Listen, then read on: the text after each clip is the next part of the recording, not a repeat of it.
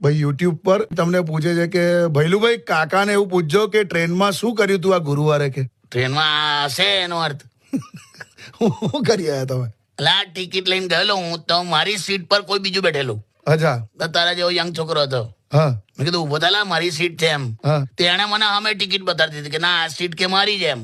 મેં કીધું નાલા મારી જા, જો કે તમને દેખાતું નહીં, તમને હવે મોતિયો આવ્યા છે, નવું બધું બોલી ગયો, મારી જાય એવું કરીને કશું ઝઘડ્યો. પછી એટલે મેં એની ટિકિટ જોઈ બરાબર. મેં કીધું ઓકે બેહી રે ભાઈ. હા. પછી ટ્રેન ચાલુ થઈ, હા. બરાબર સ્પીડ પકડીને પછી મેં એને એવું કીધું કે બકા હા. તારી સીટ તો સાચી જ છે, ટ્રેન ખોટી છે. હે? તારી મુંબઈની ટિકિટ છે ને, આ ટ્રેન અમદાવાદ જાય છે. પછી ચીડાયો મારા પર. મને ટ્રેન ચાલુ થાય પછી કહેવાનું ખૂબ ભોગવલા જા. કાકા તમે યાર ત્યારે વડીલ સમજીને આવું કરો છો.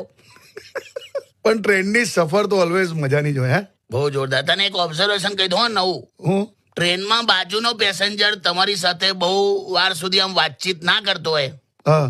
પછી અચાનક એકદમ બધી વાતો કરવા માંડે તમારી સાથે, હા. તમારી વાતોમાં હમાં હ પાડવા માંડે, હા. તો સમજી જવાનું કે થોડી વારમાં એ તમારી પાસે C પિનનું ચાર્જર માંગશે.